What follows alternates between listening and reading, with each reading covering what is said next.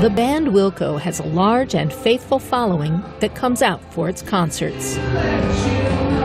Lead singer and songwriter Jeff Tweedy invited the nonprofit group HeadCount to tag along on tour this summer, so it can register some of the fans to vote as they arrive for the performance. We just feel very fortunate to be in a position where we can lend whatever credibility or celebrity we might have to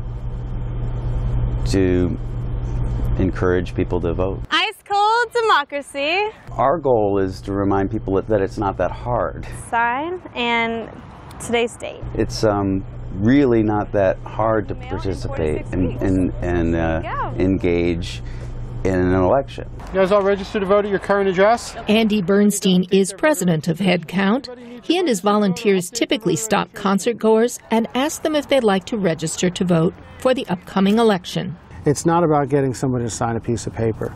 What we're really trying to do is create a culture where people vote, where people make their voices heard, where people feel invested. HeadCount has 8,000 volunteers nationwide who help with filling out the registration forms. If you'd like to vote in the primaries, then you can put what party you'd like to register with.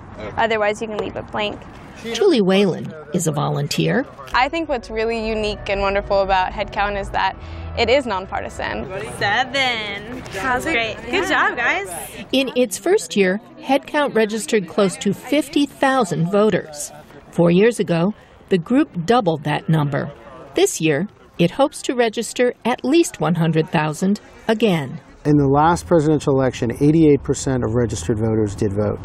So registering to vote and then voting, it creates hopefully a lifelong pattern of being engaged, of civic participation. HeadCount is partnered with about 100 bands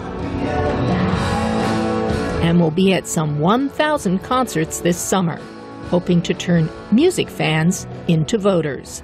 Susan Logue, VOA News, Washington.